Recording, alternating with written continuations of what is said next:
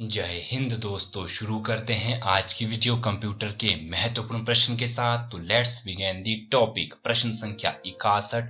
What is the shortcut key to insert new comment in a cell. दोस्तों यदि हमने Excel की cell में एक कमेंट ऐड करना है तो निम्न में से कौन सी शॉर्टकट की का यूज करेंगे। तो option C shift plus F2। प्रश्न संख्या 62।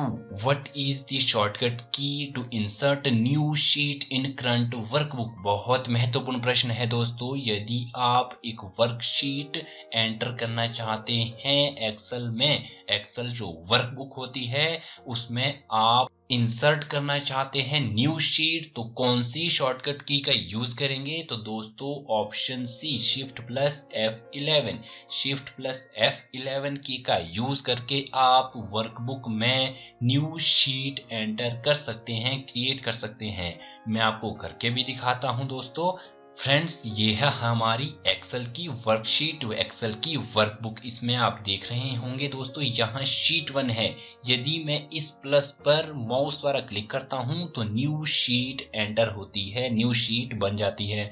फिर से दोस्तों माउस द्वारा क्लिक करता हूं तो न्यू शीट क्रिएट हो जाती है। ये तो था दोस्तों माउस द्वारा न्यू शीट क्रिएट करना। लेकिन यदि हम शॉर्टकट की शिफ्ट प्लस F11 प्रेस करते हैं तो दोस्तों आप पाएंगे कि न्यू शीट बन जाती है। दोस्तों ये देखिए शिफ्ट प्लस F11। ये देखिए दोस्तों मैं यहाँ काम कर रहा था तो यहाँ मेरी शीट 5 बनी, आगे के लिए शीट 4 शिफ्ट हो गई। Which option can be used to set custom timing for slide in a presentation। दोस्तों यदि हमें कस्टम टाइमिंग शो करानी है स्लाइड शो में, आपने देखा होगा पावर पॉइंट प्रेजेंटेशन में विभिन्न प्रकार की स्लाइड्स होती है। ध्यान से सुनिएगा दोस्तों। Presentation, power point presentation is a collection of multiple slides. जो पावर पॉइंट प्रेजेंटेशन होता है वो बनता ही स्लाइड से है। तो दोस्तों यदि हम अपनी प्रेजेंटेशन की जो स्लाइड्स होती है उसमें कस्टम टाइमिंग्स लगाना चाहते हैं, फॉर एग्जांपल जो मेरी ये पहली स्लाइड है और ये दूसरी स्लाइड है, ये तीसरी स्लाइड है, जब मैं इसे व्यू कर रहा हूं पहली जो स्लाइड वो 5 सेकंड के बाद आए, लेकिन पहली स्लाइड के बाद जब दूसरी स्लाइड हमें शो हो उसमें जो टाइम का ड्यूरेशन हो वो 10 सेकंड का हो। सेकंड और थर्ड स्लाइड के बीच का जो ड्यूरेशन हो वो महज 8 सेकंड हो। तो पहला था 5 सेकंड, 10 सेकंड, 8 सेकंड। तो ये दोस्तों ये है कस्टम टाइमिंग स्लाइड शो की।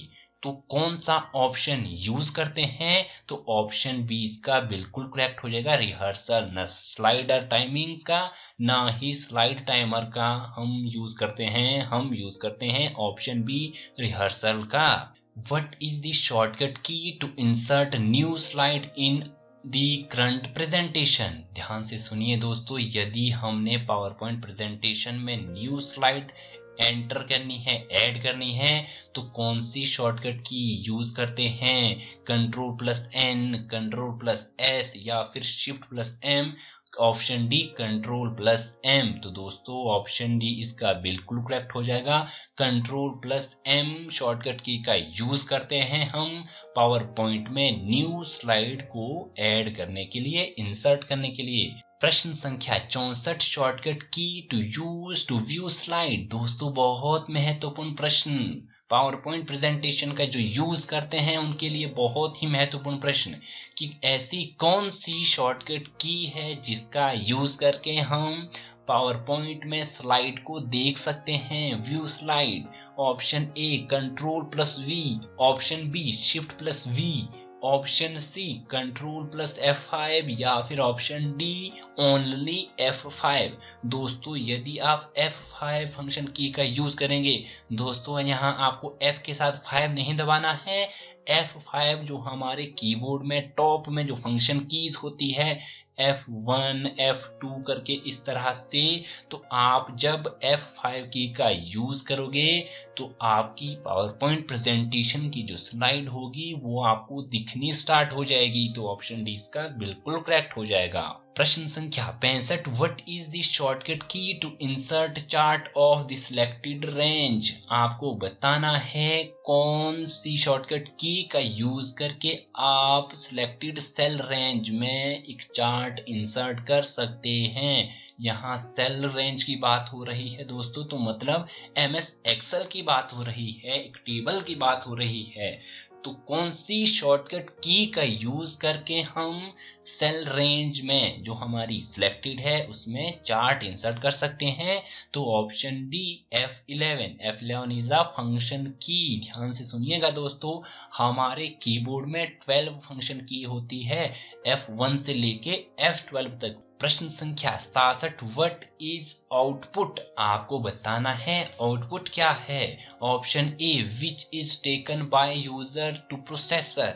Option B which is get to processor by user.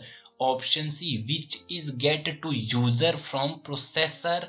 या फिर option D none of the above. Option C की बात करें तो दोस्तों ये बताता है हमें which is get to user from the processor. दोस्तों आउटपुट का मतलब ही होता है जो यूजर को प्राप्त हो। कहां से, प्रोसेसर से, कंप्यूटर से। आउटपुट की दोस्तों हम बात करें तो यदि मैं बात करूं एक सिंपली प्रिंटर की, तो दोस्तों वो हमें क्या प्रिंट करके देता है, डॉक्यूमेंट, कागज में प्रिंट करके देता है वो टेक्स्ट, वो पिक्चोरियल सिंबल, वो डाटा जो हमने कंप्यूटर में लिखा हुआ है या फिर बनाया हुआ है, तो हमें प्राप्त होता है ना। तो दोस्तों option C which is get to user, जो यूजर द्वारा प्राप्त किया जाता है फ्रॉम द प्रोसेसर। प्रश्न संख्या 68, the first calculator, pascal calculator. दोस्तों बहुत ही इंपॉर्टेंट बात कही गई है। First calculator, pascal calculator performs only. दोस्तों जो हमारा पहला कैलकुलेटर था, यहां से प्रश्न ये भी पूछ लिया जाता है कि फर्स्ट कैलकुलेटर कौन सा था। तो दोस्तों पास्कल कैलकुलेटर। अब आपको कमेंट सेक्शन में बताना है कि ये बनाया कब गया था और किसके द्वारा बनाया गया था। दोस्तों किसके द्वारा बनाया गया था, तो वो थे ब्लेज पास्कल। लेकिन बनाया कब गया था, कमेंट सेक्शन में बताइए। अब हम डिस्कस करते हैं प्रश्न। परफॉर्म्स ओनली क्या करता था जो हमारा फर्स्ट कैलकुलेटर था, all mathematical operation. Option B addition only. Option C subtraction only. या फिर option D addition and subtraction both. दोस्तों आप आज की डेट में मॉडर्न जो कैलकुलेटर देखते होंगे उसमें हम विभिन्न प्रकार के जितने भी मैथमेटिकल ऑपरेशन हैं उन्हें सॉल्व कर सकते हैं। तो जो फर्स्ट कैलकुलेटर है आप सोच रहे होंगे वो सभी ऑपरेशन को, मैथमेटिकली ऑपरेशन को सॉल्व करता होगा, तो ये नहीं है, बिल्कुल गलत हो जाएगा। हमारा जो फर्स्ट कैलकुलेटर था वो addition and subtraction both, option D इसका बिल्कुल करेक्ट हो जाएगा। सिर्फ एडिशन और सब्सट्रैक्शन को ही सॉल्व करता था, यहाँ तक कि मल्टीप्लाई भी नहीं होता था, डिवीजन नहीं होता था। First electronic computer ENIAC stands for. दोस्तों देखिए क्वेश्चन में ही बहुत सारी जानकारी है। First electronic computer ENIAC. दोस्तों जो हमारा फर्स्ट इलेक्ट्रॉनिक कंप्यूटर था वो था एनईएक। बहुत महत्वपूर्ण जानकारी है दोस्तों इस प्रश्न में। हमारा पहला जो कंप्यूटर था वो था एनईएक, कई बार एग्जाम में पूछा जा चुका है। चलिए प्रश्न की ओर चल पड़ते हैं। स्टैंड फॉर, फुल फॉर्म बतानी है दोस्तों आपको इस एनईएक की। Option A electronics named initial and computer. Option B electronic numerical initial and computer. Option C electronics numerical integrator and computer. Option D none of these, इनमें से कोई नहीं। दोस्तों जो हमारा ये प्रथम कंप्यूटर था एनईएक, वो था दोस्तों electronics numeric integrator and computer. तो ऑप्शन सी इसका बिल्कुल करेक्ट हो जाएगा। प्रश्न संख्या 70, storage program concept EDSAC stands for. Option A electronic data storage automatic computer. Option B electronic delay storage automatic computer oblique calculator. Option C electronic data storage and computer. Option D none of these, इनमें से कोई नहीं।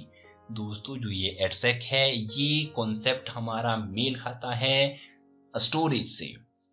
हमारे computer में आज की date में या फिर पहले से ही जो ये स्टोरेज कॉन्सेप्ट आया वो आया दोस्तों एडसेक के जरिए। तो ये एडसेक का पूरा नाम क्या है? Option B, electronic delay storage automatic computer. दोस्तों यहाँ कंप्यूटर बोलो चाहे आप कैलकुलेटर बोलो, क्योंकि कैलकुलेटर में भी स्टोरेज होती है, कंप्यूटर में तो आप करते ही हैं। आज की वीडियो में हमने जो ये प्रश्न पढ़े हैं काफी महत्वपूर्ण जानकारी प्राप्त की होगी। अगली वीडियो में ऐसी ही जानकारी और प्रश्नों के लेकर हाजिर होंगे। तब तक के लिए बाय बाय, टेक केयर।